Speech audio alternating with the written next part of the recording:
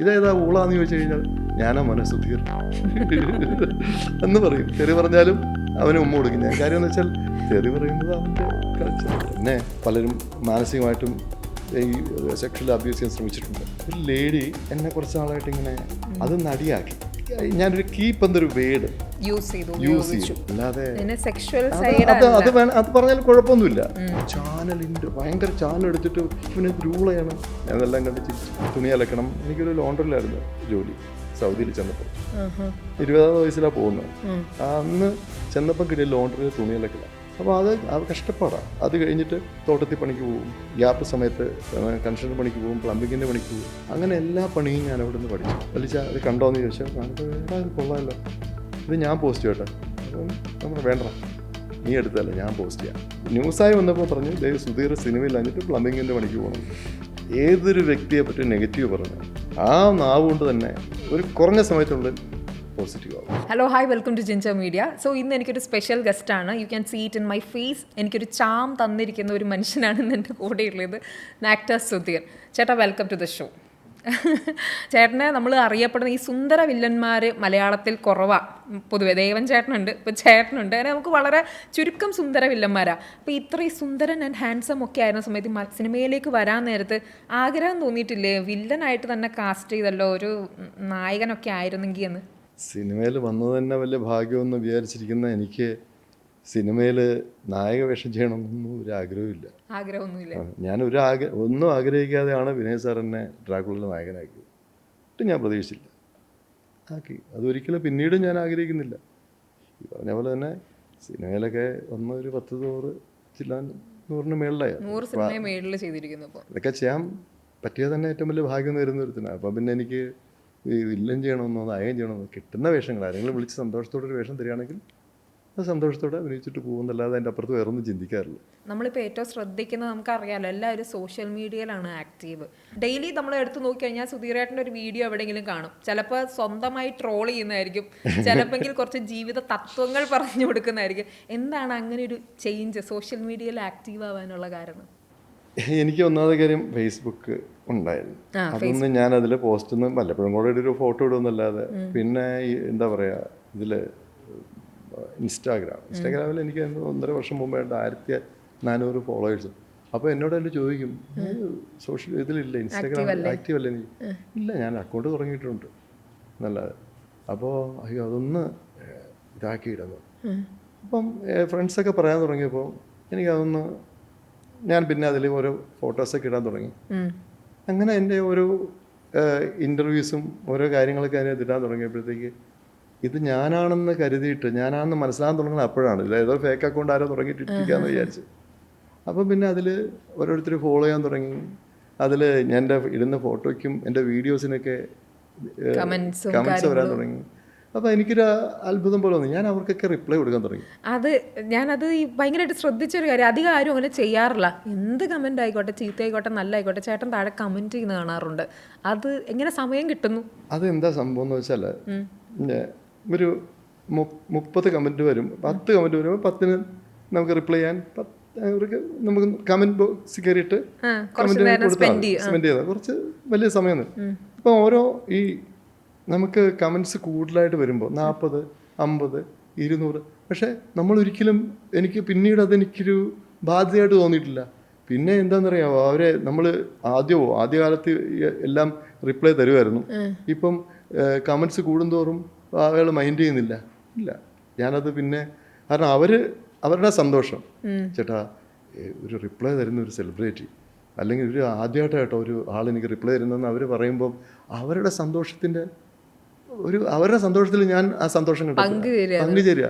പിന്നെ അതിനെ ഇതേതാ ഊളാന്ന് ചോദിച്ചു കഴിഞ്ഞാൽ ഞാനാ മോനെ സുധീർ എന്ന് പറയും. തെറി പറഞ്ഞാലും അവന് ഉമ്മ കൊടുക്കും ഞാൻ. കാര്യം എന്ന് വെച്ചാൽ തെറി പറയുന്നത് അവൻ്റെ കൾച്ചർ. അതിനെ തിരിച്ച് തെറി പറയാത്തത് എൻ്റെ സംസ്കാരം. അപ്പോൾ ഇതേമാതിരി തന്നെ DMs വരുന്നുണ്ടായിരിക്കുമല്ലോ, ഡയറക്റ്റ് മെസ്സേജസ് വരുന്നുണ്ടാവോ? ഇഷ്ടംപോലെ വരുന്നുണ്ട്. എനിക്ക് എല്ലാവർക്കും റിപ്ലൈ കൊടുക്കാൻ പറ്റില്ല. അപ്പം അവരെന്നെ സ്നേഹിക്കുന്നുണ്ടല്ലോ, എങ്കിലും ഞാൻ ഒരു ഹായ് അയച്ചാൽ തിരിച്ചിട്ട് ഹായ് അയക്കും. പിന്നെ ഒരുപാട് ക്വസ്റ്റ്യൻസ് വരുമ്പം നിർത്തല്ല. പിന്നെ എനിക്ക് ഞാൻ ഓപ്പൺ ചെയ്യാൻ സമയമില്ല. അതുകൊണ്ടാണ്. പിന്നെ അതിൽ ഞാൻ കമൻറ്റ് ബോക്സിൽ എല്ലാവർക്കും മറുപടി കൊടുക്കുന്നുണ്ടല്ലോ. ക്രിഞ്ച് ക്വസ്റ്റ്യൻ ആയിട്ട് കരുതുന്നതാണ് എല്ലാ സിനിമാക്കാരോടും ചോദിക്കുന്ന, സിനിമ അല്ലായിരുന്നു ഫസ്റ്റ് ഓപ്ഷൻ എങ്കിൽ നിങ്ങൾ എന്ത് ചെയ്തേനെ? അപ്പം ചേട്ടൻ അതിന് മുന്നേ ഒരു മറുപടി കൊടുത്ത മാതിരി എനിക്ക് തോന്നിയത്. ഏത് പ്ലംബിംഗ് വർക്ക് വേണോ അത് ഞാൻ ചെയ്യും, ആ ഒരു സംഭവം. അതിനെപ്പറ്റി ഒന്ന് പറയാം, എന്തായിരിക്കും സുധീർ എന്ന ആക്ടർ അല്ലായിരുന്നെങ്കിൽ? ഞാൻ ഈ പറയുന്നത് എനിക്ക് വലിയ വിദ്യാഭ്യാസമൊന്നുമില്ല, ഞാൻ വളരെ കുറച്ച് പഠിച്ചിട്ടേ ഉള്ളൂ. എത്ര പഠിച്ചെന്ന് ചോദിച്ചു കഴിഞ്ഞാൽ ചിലപ്പം ഭയങ്കര ഈ തട്ടിയും മുട്ടിയും 10ാം ക്ലാസ് പാസ്സേ വരുത്തണേ. കാര്യം എന്ന് പറഞ്ഞാൽ പഠിക്കാൻ ബുദ്ധിയില്ലാഞ്ഞിട്ടോ വീട്ടിൽ അച്ഛൻ പഠിപ്പിക്കാഞ്ഞിട്ടോ ഒന്നുമല്ല. കാരണം അച്ഛൻ എന്നെ ഈ പറഞ്ഞ പോലെ തന്നെ വലിയ പ്രതീക്ഷയോടെ വളർത്തിയ മൂത്ത മോനാണ് ഞാൻ. അപ്പം എൻ്റെ കുസൃത്തരങ്ങളും എൻ്റെ ഉഴപ്പും കൊണ്ട് എനിക്ക് പഠിക്കാൻ പറ്റിയില്ല. ഈ പഠിക്കാൻ പറ്റാത്ത ഇതിൽ എനിക്ക് ഒരുപാട് വിഷമമുണ്ട്. കാര്യം അതിനുള്ള സാഹചര്യം ഇല്ലാഞ്ഞിട്ടാണ് പലരും പഠിക്കാത്തത്. എല്ലാം ഉണ്ടായിട്ടും നമ്മൾ ഉഴപ്പി. അപ്പോൾ അതിൻ്റെ ഫലം അനുഭവിച്ചതെന്ന് പറഞ്ഞാൽ പിന്നെ വിദ്യാഭ്യാസം ഇല്ലാത്തതിന് എന്ത് ജോലി കിട്ടുക? അപ്പം ഒന്നില്ലെങ്കിൽ ഗൾഫിൽ പോകണം, അവിടെ പോയിട്ട് ഈ ഈന്തപ്പനെ കയറണം, അല്ലെങ്കിൽ പിന്നെ തുണി അലക്കണം. എനിക്കൊരു ലോണ്ടറിലായിരുന്നു ജോലി സൗദിയിൽ ചെന്നപ്പോൾ. 20ാം വയസ്സിലാണ് പോകുന്നത്. അന്ന് ചെന്നപ്പം കിട്ടിയ ലോണ്ടറിൽ തുണി അലക്കില്ല. അപ്പോൾ അത് കഷ്ടപ്പാട്. പിന്നെ ഇടയ്ക്ക് അത് കഴിഞ്ഞിട്ട് തോട്ടത്തിൽ പണിക്ക് പോവും. പിന്നെ അവിടുത്തെ പിന്നെ ഈ ഗ്യാപ്പ് സമയത്ത് ഒരു ചില വെള്ളിയാഴ്ചകൾ അവധി കിട്ടുന്ന ദിവസങ്ങളിൽ പോയിട്ട് കൺസ്ട്രക്ഷൻ പണിക്ക് പോവും, പ്ലംബിങ്ങിൻ്റെ പണിക്ക് പോവും. അങ്ങനെ എല്ലാ പണിയും ഞാൻ അവിടെ നിന്ന് പഠിച്ചു. എല്ലാ ഡ്രൈവിങ്, ലോറി ഓടിച്ചിട്ടുണ്ട്. പിന്നെ ഒടുവിൽ പച്ചക്കറി കച്ചവടം വരെ ചെയ്തു ഈ കുറച്ച് ആ ഒരു വർഷത്തിനുള്ളിൽ. അപ്പോൾ എനിക്ക് എല്ലാ തൊഴിലും അറിയാം, ഇലക്ട്രിക്കൽ വർക്ക് അറിയാം, എല്ലാ ജോലിയും അറിയാം. അപ്പോൾ നമ്മൾ ഈ പ്ലംബിങ്ങിൻ്റെ ജോലിയുടെ കാര്യമില്ല പറഞ്ഞത്. അപ്പം വീട്ടിലൊരാളെ വിളിച്ചിട്ട് 3 ദിവസം 4 ദിവസമായി വിളിച്ചു ഒരു ടാങ്ക് താഴെ താത്താൻ വേണ്ടിയിട്ടാണ്. അപ്പം ഞാൻ കുഴി തന്നെ വെട്ടി ആ ടാങ്ക് ഒരു ഫ്രണ്ടിൻ്റെ സഹായത്തോടെ താത്തി. പൈപ്പിൻ്റെ ലൈനൊക്കെ ഞാൻ കൊടുക്കുന്നുണ്ട്. ആ എൻ്റെ ഫ്രണ്ട് ഇങ്ങനെ അതിശയത്തോടെ ഇത് കറക്റ്റാണ്, ഇതെല്ലാം കറക്റ്റായിട്ടാണ് കൊടുക്കണേ. ലെവലൊക്കെ നോക്കി കറക്റ്റായിട്ട് കൊടുക്കും. അപ്പോൾ എൻ്റെ ബ്രദറിൻ്റെ മോൻ അത് കണ്ടപ്പോൾ ഭയങ്കര കൗതുകം തോന്നി. അവനെടുത്ത് വീഡിയോ കാണിച്ച്, ഇത് വലിച്ച ഇത് കണ്ടോയെന്ന് ചോദിച്ചാൽ കാണിച്ചത് വേടാ ഇത് കൊള്ളാമല്ലോ, ഇത് ഞാൻ പോസ്റ്റ് ചെയ്യട്ടെ. അപ്പം നമ്മൾ വേണ്ട, നീ എടുത്തല്ല ഞാൻ പോസ്റ്റ് ചെയ്യാം. അങ്ങനെ പോസ്റ്റ് ചെയ്തതാണ്. അപ്പോൾ അതിൽ കമൻറ്റ് പറഞ്ഞ് എല്ലാ തൊഴിലും അതിൻ്റെ അന്തസ്സുണ്ട് എന്നൊക്കെ എഴുതിയത്. പക്ഷേ ന്യൂസായി വന്നപ്പോൾ പറഞ്ഞു സുധീർ സിനിമയില്ലാഞ്ഞിട്ട് പ്ലംബിങ്ങിൻ്റെ പണിക്ക് പോകണം. ആയിക്കോട്ടെ, നല്ല കാര്യമാണ്.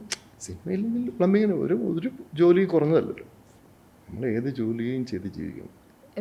ചേട്ടന് ഇത് പറഞ്ഞപ്പോൾ എനിക്ക് പെട്ടെന്ന് തോന്നി, ഈ മാധ്യമങ്ങൾ, മീഡിയ നമ്മളെ പലതരത്തിൽ മീൻസ് ഈ പറയുന്ന കാര്യങ്ങൾ ഇപ്പോൾ ഈ ഒരു ചെറിയൊരു കാര്യത്തിനെ പോലും ഇങ്ങനെ തിരിച്ചിട്ടുണ്ട്. ഇതുമാതിരി ജീവിതത്തിൽ പല ഘട്ടങ്ങൾ ഉണ്ടായിട്ടുണ്ടാവില്ലേ?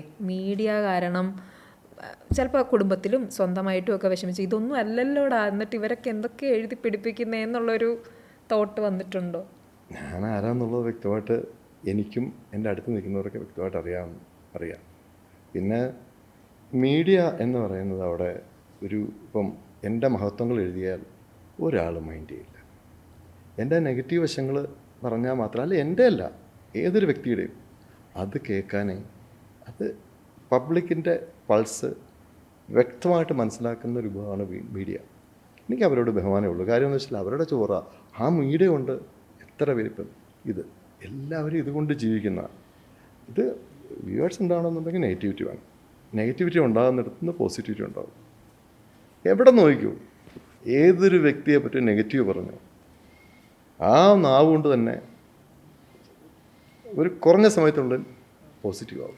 ചേട്ടൻ അങ്ങനെ പേഴ്സണൽ എക്സ്പീരിയൻസ് എൻ്റെ ഞാനിരിക്കുന്ന ഈ വ്യക്തിത്വം തന്നെയാണ് എനിക്ക് എന്നെ പറ്റി എന്തെല്ലാം ഞാൻ പറഞ്ഞല്ലോ. ഒരു ദിവസം ഈ ഹേമ കമ്മിറ്റി ആ സമയം നടക്കുമ്പോഴത്തേക്ക് അതിനെപ്പറ്റി ഒരു ചോദ്യം ചോദിച്ച് തുടങ്ങിയതാണ്. ഏതൊരു ചാനലിൽ ഇൻ്റർവ്യൂ കൊടുത്തു. ഈ എന്താണ് അതിനെപ്പറ്റി ഞാൻ പറഞ്ഞു, അതൊക്കെ സിനിമയുള്ള കാലം തൊട്ട് ഇതൊക്കെ ഉള്ളതല്ലേ. ഞാൻ കുഞ്ഞിലെ തൊട്ട് എന്നെ പലരും മാനസികമായിട്ടും ഈ സെക്ഷൽ അബ്യൂസ് ചെയ്യാൻ ശ്രമിച്ചിട്ടുണ്ട് എന്നൊക്കെ ഞാനിങ്ങനെ ഒരു ഫ്ലോയിൽ അങ്ങ് പറഞ്ഞു പോയതാണ്. അപ്പം ഇങ്ങനെ ഒരു ലേഡി എന്നെ കുറച്ച് നാളായിട്ട് ഇങ്ങനെ ലേഡി എന്നാണ് പറഞ്ഞത്. അത് നടിയാക്കി. പക്ഷെ എന്നാലും അത് ഇൻ്റർവ്യൂ എടുത്ത എന്നെ മാനസികമായിട്ട് ഹരാസ് ചെയ്തിട്ടുണ്ട്. ഹരാസ് ചെയ്യുന്നുണ്ട് എന്നെ ഒരുമാതിരി. അവർ എന്നെ ഞാനൊരു കീപ്പ് എന്നൊരു വേർഡ് യൂസ് ചെയ്തു. ഈ കീപ്പ് എന്ന് പറഞ്ഞാൽ കൈവശം വയ്ക്കുന്നവൻ. അല്ലാതെ സെക്ഷുവൽ അത് സൈഡ് അത് അത് വേണം, അത് പറഞ്ഞാൽ കുഴപ്പമൊന്നുമില്ല. അങ്ങനെ പറഞ്ഞു. അപ്പോൾ വൈഫിനെ ഇരുത്തിക്കൊണ്ടെന്ന് പറഞ്ഞു ചാനലിൻ്റെ ഭയങ്കര ചാനൽ എടുത്തിട്ട് ഇവനെന്ത് രൂളയാണ്. ഞാൻ അതെല്ലാം കണ്ട് ചിരിച്ചു. ഞാനെന്നൊരു വ്യക്തി ഇപ്പോൾ കുട്ടിയിൽ എനിക്കിഷ്ടം തോന്നി, ഞാൻ കുട്ടി എൻ്റെ കൂടെ വേണം, അല്ലെങ്കിൽ അദ്ദേഹം എൻ്റെ കൂടെ വേണം, അയാളില്ല. എൻ്റെ പൊസസീവ്നെസ് എന്ന് പറയുന്ന സംഭവം ഇതൊരു മനുഷ്യ സഹജമാണ്. അവിടെ സെക്ഷൽ ആയിട്ടുള്ള ബന്ധങ്ങളോ ഒന്നും വേണ്ട. ഒരു വ്യക്തിയോട് ഒരു വ്യക്തിക്ക് തോന്നുന്ന ഇയാളില്ലാതെ എനിക്ക് പറ്റില്ല. എൻ്റെ ഒരു ഫ്രണ്ടുണ്ട്, ഒന്നാമത്തെ കാര്യം എനിക്ക് അദ്ദേഹത്തിനെ ഭയങ്കര ഇഷ്ടമാണ്. രാവിലെ എനിക്ക് ഗുഡ് മോർണിംഗ് അയക്കുക എവിടെയാണെന്ന് അറിയാതെ പുള്ളിക്ക്. കാര്യം ഞാൻ വേറൊരാളുടെ കൂടെ കമ്പനിക്ക് എവിടെയെങ്കിലും യാത്ര ചെയ്യണമെങ്കിൽ എന്നെ വിളിച്ചില്ലല്ലേ എന്ന് പറഞ്ഞ് പരാതി പറയുന്ന ഒരു സുഹൃത്തുണ്ട്. കാരണം അത് അയാളെ അവോയ്ഡ് ചെയ്യുന്നതാണോ എന്നൊക്കെ, അത് വേറൊരു ഞാനും പുള്ളിയായിട്ട് എന്താവില്ല, അത് മനുഷ്യ സഹജമായ ഒരു ഫീലിംഗ് അത്. അപ്പോൾ അത് ചിലപ്പോൾ ഒരാൾ കാണിക്കുമ്പം, ഒരു ലേഡി കാണിക്കുമ്പോൾ അത് നമ്മുടെ കുടുംബത്തെ ബാധിക്കും മാനസികമായിട്ട്. അവസാനം വൈഫിന് അവനെവിടെടി എന്നൊക്കെ ചോദിക്കുന്ന ഒരു അവസ്ഥയിലേക്ക് പോകും. അത് വൈഫിന് ഇവരെന്താ ഒരു ബന്ധവുമില്ല. അത് ഞാനില്ലാതെ, അതായത് എൻ്റെ സാമീപ്യം ഇല്ലാതെ, അല്ലെങ്കിൽ എൻ്റെ ആ പ്രസൻസ് ഇല്ലാതെ അവർക്ക് പറ്റില്ല. അവിടെ വേറൊരു ബന്ധമല്ല, അത് വ്യക്തികൾ തമ്മിലുള്ളൊരു മാനസിക ബന്ധമാണ്. അത് പറഞ്ഞപ്പോൾ അത് വളച്ചൊടിച്ച് ആ ഒരു ഫ്ലോയിലങ്ങ് പറഞ്ഞ് അതൊന്നും വലിയ കാര്യമില്ല. ഞാൻ പറഞ്ഞില്ല, അത് ഞാനല്ലേ പറഞ്ഞേ, വേറൊരാൾ എന്നെ പറ്റി പറഞ്ഞാണോ? പറഞ്ഞല്ല. എന്നെ ട്രോളാൻ ഒരാളുടെ ആവശ്യം. അത് മീൻസ് അങ്ങനെ ധൈര്യം ആർക്കും വരാറില്ല പൊതുവെ. അങ്ങനെ എന്തൊരു കാര്യമായിക്കോട്ടെ, ചെറിയൊരു കാര്യമാണെങ്കിലും വലിയൊരു കാര്യമാണെങ്കിലും, അത് നമ്മൾ ഇൻസ്റ്റാഗ്രാം കാണുമ്പോൾ പല വീഡിയോസും ചേട്ടൻ സെൽഫ് ട്രോളാണ് ചെയ്യുന്നത്. അപ്പോൾ അത് ഞാനിങ്ങനെ ഓർത്തു, അതൊരു ധൈര്യമാണോ അതോ എന്താ പറയാ, തന്നെ വന്നങ്ങനെ ചിലപ്പം വിവരമില്ലായ്മയായിരിക്കും. അല്ല, ഞാനിങ്ങനെ ഒന്നാമത്തെ കാര്യം, എനിക്ക് മടിയിൽ ഖനമില്ല. എനിക്കതുകൊണ്ട് വഴി ഭയക്കേണ്ട ആവശ്യമില്ല. ഒന്നും സിനിമയിൽ വന്നിട്ട് സിനിമയിൽ നിന്ന് ഉണ്ടാക്കിയിരിക്കുന്ന സാമ്പത്തികം എന്ന് പറഞ്ഞാൽ വളരെ തുച്ഛമാണ്. അതൊക്കെ പിള്ളേരെ പഠിപ്പിക്കാനും ഈ പറഞ്ഞ പോലെ അസുഖം വന്നപ്പം മരുന്ന് വാങ്ങിക്കാൻ, അതൊക്കെ ഞാൻ പറഞ്ഞില്ലേ. അപ്പോൾ അങ്ങനെയൊക്കെയുള്ള ഇതിന് വേണ്ടിയിട്ടാണ്. പിന്നെ ഞാൻ എന്തെങ്കിലുമൊക്കെ കച്ചവടം ചെയ്ത് ഒരു 10 സെൻറ്റ് സ്ഥലം കച്ചവടം ചെയ്യുമ്പോൾ അതിന് ചെറിയ കമ്മീഷൻ കിട്ടും. പിന്നെ എന്തെങ്കിലുമൊക്കെ ആരെങ്കിലുമൊക്കെ ഉപകാരങ്ങൾ ചെയ്ത് കൊടുക്കുമ്പോഴത്തേക്ക് എൻ്റെ ഇത് വെച്ച് ചെയ്യുമ്പോൾ അവർ ചെറിയൊരു എമൗണ്ട് തരും. അതൊക്കെ കൊണ്ടാണ് ഞാൻ ഇന്ന് ഇവിടം വരെയൊക്കെ ജീവിച്ചു വന്ന് പിള്ളേരെ പഠിപ്പിച്ചത്. അതുകൊണ്ട് എനിക്ക് പറഞ്ഞില്ല, ഞാൻ ഇടയ്ക്ക് പറയാറില്ല, നമ്മൾ സുഹൃത്തുക്കൾക്ക് വേണ്ടി, വീട്ടുകാർക്ക് വേണ്ടി, കുടുംബത്തിന് വേണ്ടി മാറ്റിവെച്ച ഒരു ജന്മമാണ് ഈ നിമിഷം വരെ ഞാൻ. ചേച്ചി ചേട്ടനെ എത്രത്തോളം ഇൻഫ്ലുവൻസ് ചെയ്യുന്നുണ്ട്, അല്ലെങ്കിൽ ഒരു സപ്പോർട്ട് എന്ന രീതിയിൽ ചേട്ടൻ്റെ ജീവിതത്തിൽ ചേച്ചിയുടെ പ്രാധാന്യം എത്രത്തോളമാണ്? എട്ടും പൊട്ടും തിരിയാത്ത പ്രായത്തിൽ കല്യാണം കഴിച്ചുകൊണ്ട് വന്നതാണ്. ഒന്നുമില്ല, ഒന്ന് 17 വയസ്സാണ് അന്ന് അവളെ കാണാൻ ചെല്ലുമ്പോൾ.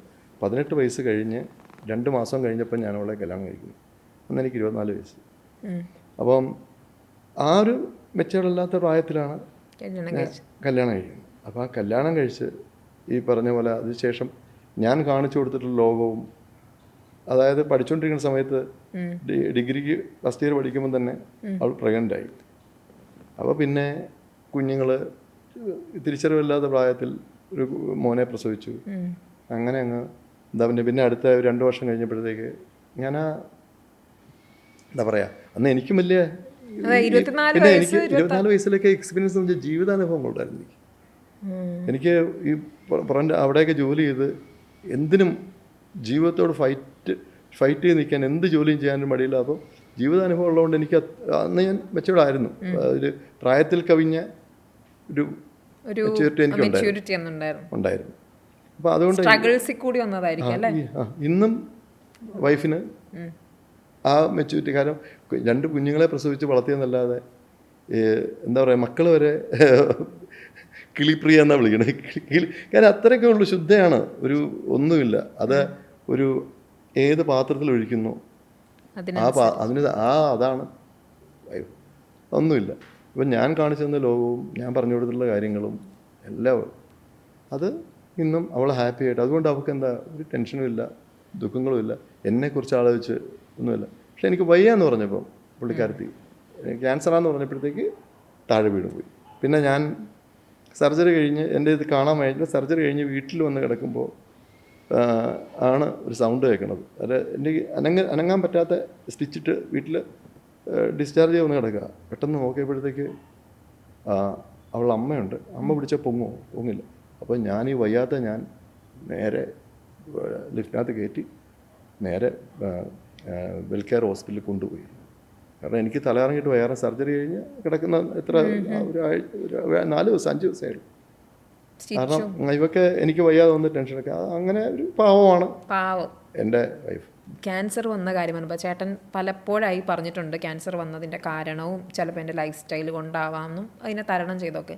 പക്ഷെ ചേട്ടൻ ഇത് അറിഞ്ഞപ്പോൾ പേഴ്സണലി ഉണ്ടായിരുന്ന ചേട്ടൻ്റെ ഭയം എന്തായിരുന്നു? എനിക്കിത് വന്നല്ലോ എന്നുള്ളത് കഴിഞ്ഞപ്പോൾ ഞാൻ നെക്സ്റ്റ് എന്ത് ചെയ്യണം എന്നുള്ളൊരു തോട്ട് ചേട്ടൻ്റെ മനസ്സിൽ വന്നു. ആ ഒരു ഭീതി. എനിക്ക് അങ്ങനെ ഒരു ഫീലിംഗും ഇല്ല, ഒന്നുമില്ല.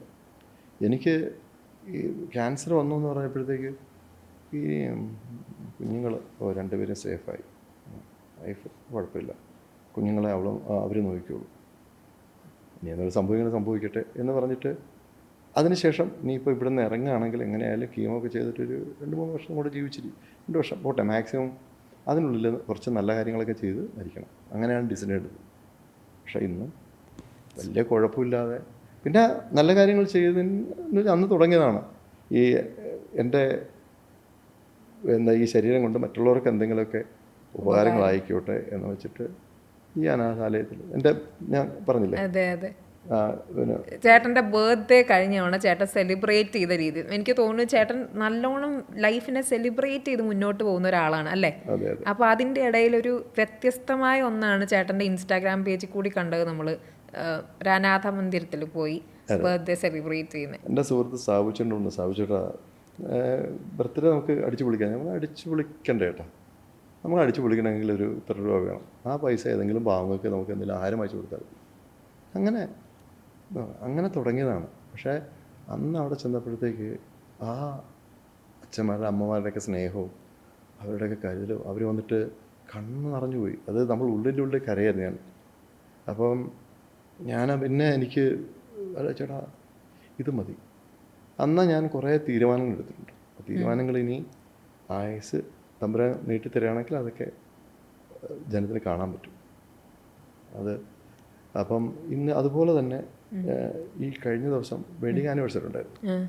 ആലപ്പുഴ സ്വാന്തനം എന്ന് പറഞ്ഞ അവിടെ ചെന്നപ്പോൾ ഇതിനേക്കാളും ദയനീയ കാഴ്ച അവിടെ കണ്ടത്. ഒരു അമ്മ, ഒരു മദർ ഒരു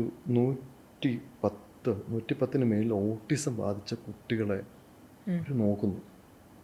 വലിയ ഫണ്ടും അതിനെപ്പറ്റി ആർക്കും അറിഞ്ഞൂടാ. അവർക്ക് അവിടെ സ്വാതന്ത്ര്യം ഞാനവിടെ ചെന്നപ്പോഴത്തേക്ക് ഈ കുഞ്ഞുങ്ങളുടെ സ്നേഹവും ഈ അമ്മ അവരോട് കാണിക്കുന്ന കരുതലും, കാരണം ഒരു ഓട്ടിസം ബാധിച്ച കൊച്ചിനെ പോലും നോക്കാൻ ബുദ്ധിമുട്ടുള്ള ഈ ലോകത്ത് ഇത്ര കുഞ്ഞുങ്ങൾ അവരെ പഠിപ്പിക്കുകയും അവരെ ഒരു ഇമാനുവൽ എന്ന് പറഞ്ഞ ഒരു കൊച്ചു മോനെ, ഒരു 2 വയസ്സ് കാണും. അത് ഓട്ടിസം പലർക്കും പല രീതിയിലാണ്. അവനെ മോനെ പോലെ എടുത്തുകൊണ്ട് നടക്കുക അവർ. ഞാനവിടെ ചെന്നപ്പോഴത്തേക്ക് അവിടെ ഈ കുഞ്ഞുങ്ങൾ കിടക്കേണ്ട സീലിംഗ് എല്ലാം ഈ മരപ്പടി അതെല്ലാം കയറിയിട്ട് ഇടിഞ്ഞ് പകുതി അതിനകത്തൂടെ മേളിൽ കൂടെ വെള്ളമൊക്കെ ഇട്ടിട്ട് വീണു. അപ്പോൾ ഇതാണ് ഇവിടുത്തെ അവസ്ഥ എന്ന് പറഞ്ഞു.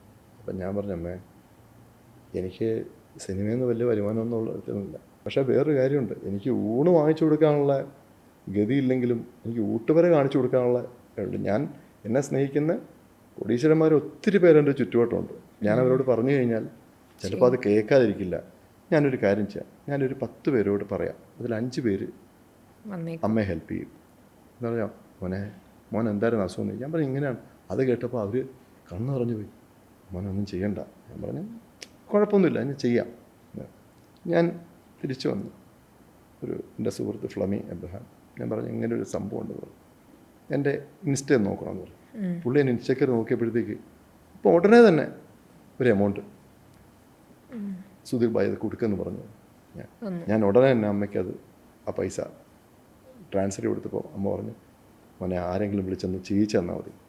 ഞാനിപ്പോൾ ഈ കഴിഞ്ഞ ഒരാഴ്ചക്കുള്ളിൽ അവിടെ അവരുടെ സീലിംഗ് എല്ലാം അടിപൊളിയാക്കി 2 റൂം പെർഫെക്റ്റ് ആക്കി കൊടുത്ത് കുഞ്ഞിനെ കിടക്കാൻ വേണ്ടിയിട്ട്.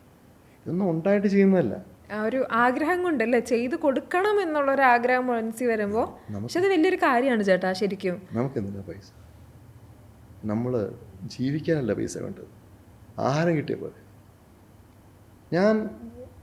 ഞാൻ എന്നൊരാൾ ഇത്രയും ദൈവം എന്നെ ഇവിടം വരെ എത്തിച്ചു. പടച്ചവൻ്റെ സഹായം കൊണ്ട് ഇവിടം വരെ ഈ നിമിഷം വരെ നിൽക്കുന്നു. നാളെ എനിക്ക് വയറ്റിലെ സിഗ്നൽ ഇറങ്ങി നിന്ന് കൈനീട്ടിയാൽ ഒരു ദിവസം എനിക്ക് കഴിയാനുള്ള പൈസ കിട്ടും. ഞാൻ അതിനും തയ്യാറായി ജീവിക്കുന്ന ഒരുത്തല്ല. എനിക്ക് അങ്ങനെയൊന്നും ഞാനിത് മറ്റുള്ളവർ ജീവിക്കുന്ന പോലെ ജീവിക്കണമെന്ന് ആഗ്രഹിക്കുന്ന ഒരുത്തനല്ല. കാരണം എൻ്റെ അനുഭവങ്ങളെന്ന് പറഞ്ഞാൽ ഞാൻ പലതും തുറന്ന് പറഞ്ഞാൽ വിശ്വസിക്കാൻ പറ്റാത്ത അനുഭവങ്ങളുള്ള ഒരുത്തനാണ് ഞാൻ. അപ്പോൾ അതുകൊണ്ട് എനിക്ക് ജീവിതം എന്ന് പറഞ്ഞാൽ ജീവിക്കുമ്പോൾ ഈ പറഞ്ഞ പോലെ അന്തസ്സായിട്ട് ജീവിച്ച് തീർക്കുക, മറ്റുള്ളവരെ ദ്രോഹിക്കാതെ ജീവിക്കുക, നന്മകൾ ജീവിക്കുക എന്നൊക്കെ ഒരു പോളിസി കൊണ്ടുണ്ട്. എനിക്കങ്ങനെയൊന്നുമില്ല. അപ്പോൾ ഇപ്പം അവിടെ ചെന്നപ്പോൾ ആ കുഞ്ഞുങ്ങളെ കണ്ടപ്പോൾ ആ കുഞ്ഞിനെ കൂടി ഒരു തരത്തിൽ ഞാൻ പിച്ചെടുക്കുകയും ചെയ്തത്. എന്തെങ്കിലും എനിക്ക് വേണ്ടി ഞാനത് ചോദിച്ചിട്ടില്ല. ചോദിക്കുന്നവർ അത്രയ്ക്ക് റെയർ ആളുകളോടെ ചോദിച്ചിട്ടുള്ളൂ. അത്രയ്ക്ക് അത് എന്നെ അത്രയ്ക്ക് സ്നേഹിക്കുന്നവർ ഉണ്ടാവുമോ എന്നുള്ള രീതിയിൽ ചോദിച്ചിട്ടുള്ളൂ. ഞാനത് പറഞ്ഞപ്പോൾ തന്നെ ആ ഇത്ര 1,00,000 രൂപ അടുത്തായി. പെട്ടെന്ന് 5 പേരുടെ കയ്യിൽ നിന്ന് സംഭാവനയാണ്. അത് പണിയാൻ കഴിഞ്ഞു. അപ്പോൾ ഇന്ന് ഒരു ലേഡി എന്നെ ഇവിടുന്ന് വിളിച്ച് ദുബായിൽ നിന്ന് വിളിച്ച് പറയാം, അത് ബാക്കി എന്തെങ്കിലും അവിടെ പണി ബാക്കിയുണ്ടോ, ഞാൻ എന്താണെന്ന് വെച്ചാൽ ചെയ്യാം. ഇന്ന് രാവിലെ വിളിച്ചു പറഞ്ഞു. നമ്മളിപ്പം ഭാര്യയെ പറ്റിയും കുടുംബത്തെ പറ്റിയൊക്കെ പറഞ്ഞപ്പോഴും ഈ വീഴ്ചകളിലും അല്ലാത്തപ്പോഴും ചേട്ടൻ്റെ സൗഹൃദത്തെ പറ്റി എനിക്കറിയണമെന്നുണ്ട്. ചേട്ടൻ പറയുകയുണ്ടായി, ഫ്രണ്ട്സിൻ്റെ കാര്യങ്ങൾ പറയുകയുണ്ടായി.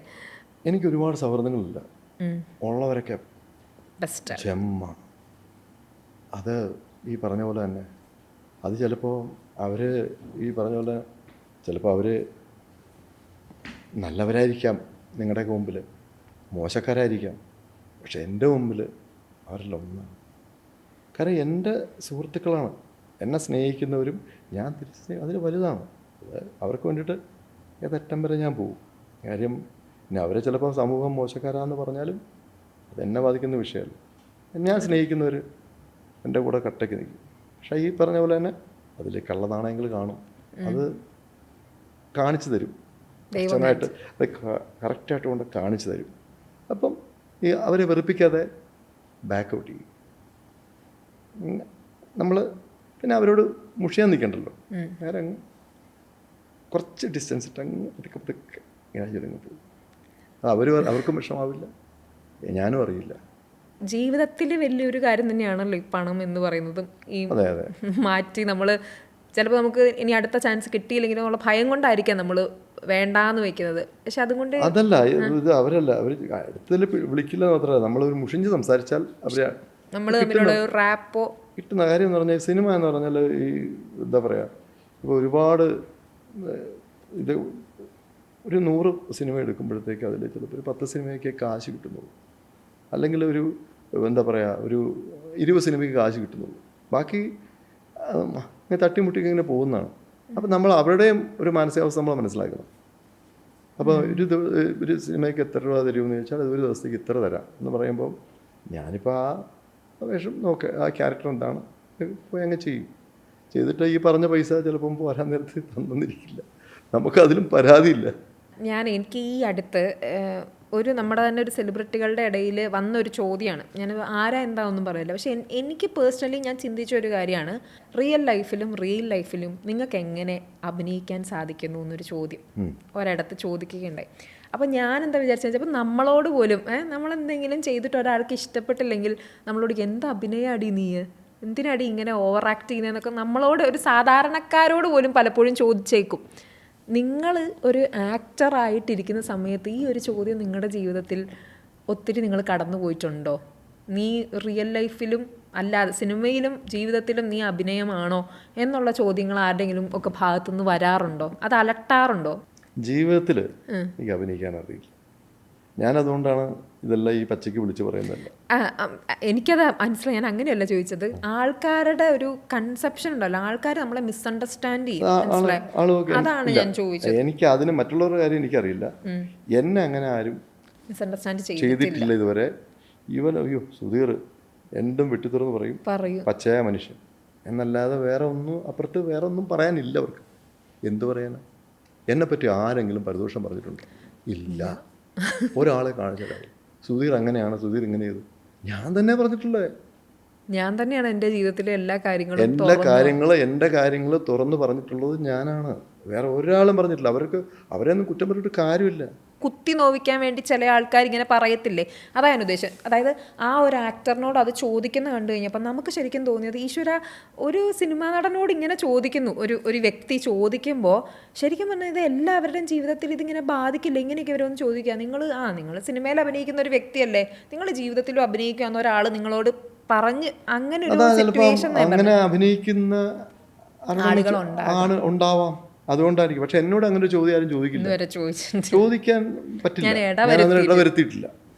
ഒരു ചോദ്യം അങ്ങനെ എന്നോട് അങ്ങനെ ഒരു ചോദ്യത്തിൻ്റെ ആവശ്യമില്ല. വേറൊന്നും കൊണ്ട് ഞാൻ ചോദിച്ചല്ല കേട്ടോ, ഞാനത് കണ്ടു കഴിഞ്ഞപ്പോൾ ഞാൻ ഓർത്തു, ഇനി ബാക്കിയുള്ള ആക്ടേഴ്സിനോടൊക്കെ ഇങ്ങനെ പലപ്പോഴും ചോദിച്ചിട്ടുണ്ടാവുമോ എന്നോർത്തിട്ട് ഞാൻ ആ ഒരു ചോദ്യം ചോദിച്ചു. അതെന്നെ എന്തോ വല്ലാണ്ട് അലട്ടി, ഒരു മീഡിയക്കാർ വന്നിട്ട് ഇങ്ങനെ ചോദിച്ചു കഴിഞ്ഞപ്പോഴേ, അതുകൊണ്ട് മാത്രം ചോദിച്ചതാണ്. അത് ചോദ്യങ്ങൾക്ക് പഞ്ഞം വരുമ്പോൾ അല്ലെങ്കിൽ ബുദ്ധിമുട്ട് വരുമ്പോൾ അവർ മനഃപൂർവ്വം ചോദിച്ചായിരിക്കും, എന്തെങ്കിലും ചോദിക്കട്ടെ എന്നുള്ളൊരു പ്ലാൻഡ് ആണോ? ഇപ്പം ഞാൻ ചേട്ടനോട് ശരിക്കും പറഞ്ഞാൽ ഈ ചോദ്യം ചോദിക്കാനുള്ള കാരണം എനിക്കറിയില്ല ചേട്ടൻ അത് എത്രത്തോളം വ്യക്തമായി എന്നുള്ളത്. അത് കാരണം മാത്രം ഞാൻ ഇൻസിഡൻറ്റ് പറയുകയാണ്. ഈ അടുത്ത് ഉണ്ണിമുകുന്ദനുമായിട്ടുള്ള പ്രസ് മീറ്റിംഗ് ഉണ്ടായിരുന്നു. അപ്പോൾ അതിൽ ഇത് അവസാന ഭാഗമായിട്ട് ഇത് കട്ട് ചെയ്ത് പോയിട്ട് ഇത് റീൽസ് ആയിട്ട് നമ്മുടെ ഇൻസ്റ്റാഗ്രാമിൽ ഓടുന്നുണ്ടായിരുന്നു. ഇൻസ്റ്റാഗ്രാമിൽ ഓടിയപ്പോൾ അതിൻ്റെ ഉള്ളിൽ അദ്ദേഹത്തിനോട് ചോദിച്ചാണ്, ഒരു സ്ത്രീയാണ് ചോദിച്ചത്, ആരാണെന്നുള്ളത്. അവരിങ്ങനെ ചോദിക്കുകയാണ്, ഉണ്ണിക്ക് എങ്ങനെ ഇങ്ങനെ റിയൽ ലൈഫിലും അഭിനയിക്കാൻ പറ്റുന്നു എന്ന്.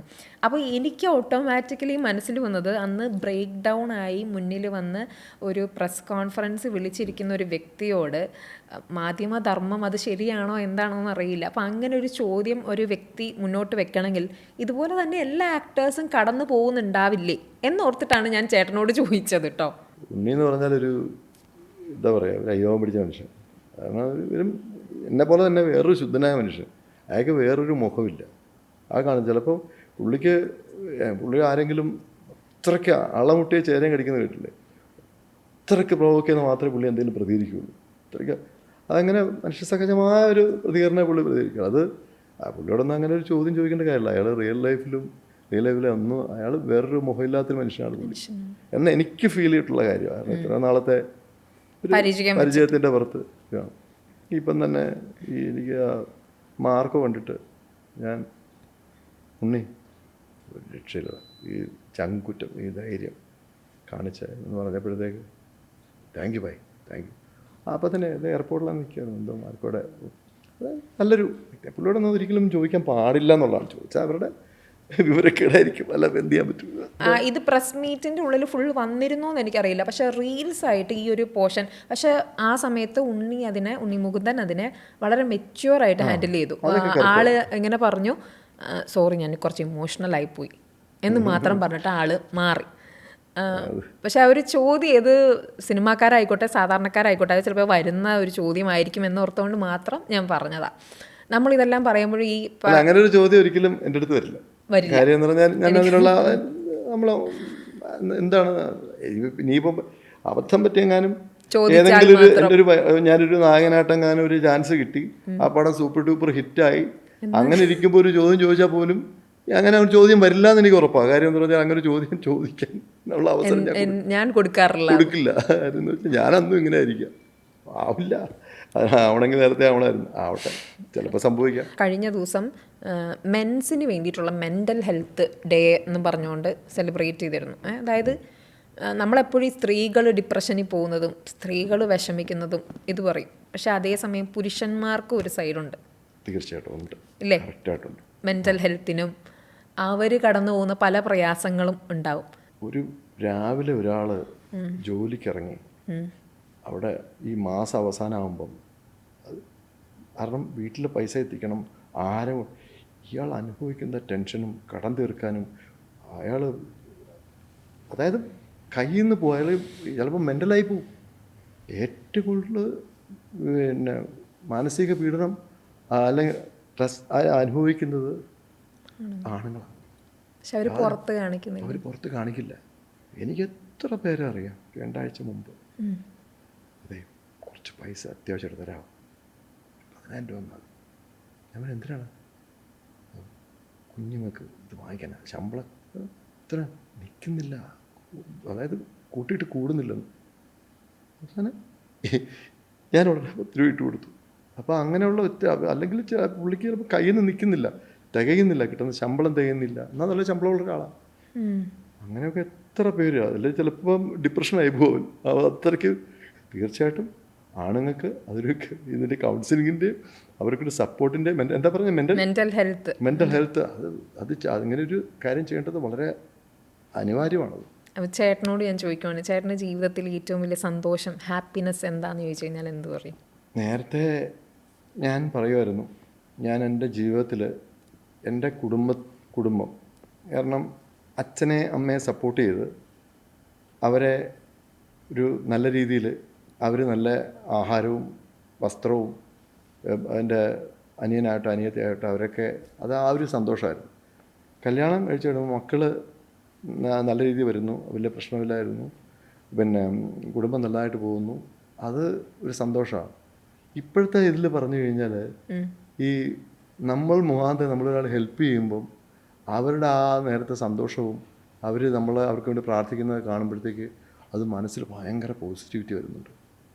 അതാണ് ഇപ്പോൾ എൻ്റെ സന്തോഷം. എൻ്റെ ജീവിതം തന്നെയാണ് എൻ്റെ സന്തോഷം. എൻ്റെ ലൈഫ് എന്ന് പറഞ്ഞാൽ ഞാൻ ഒന്നിനെക്കുറിച്ച് ആലോചിച്ച് ദുഃഖിക്കാറില്ല. ചിലപ്പോൾ ടെൻഷൻസ് വരും, ഒരു ദിവസത്തിൽ കൂടുതൽ എൻ്റെ നിൽക്കില്ല.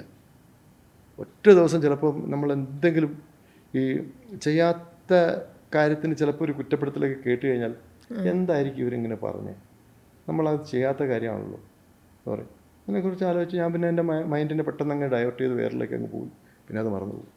പിന്നെ അതിനെ പിടിച്ചിരുന്ന് കഴിഞ്ഞാൽ നമ്മൾ മാനസികമായിട്ട് ഡൗൺ ആയി പോകും, അകാല വാർദ്ധക്യം വരും.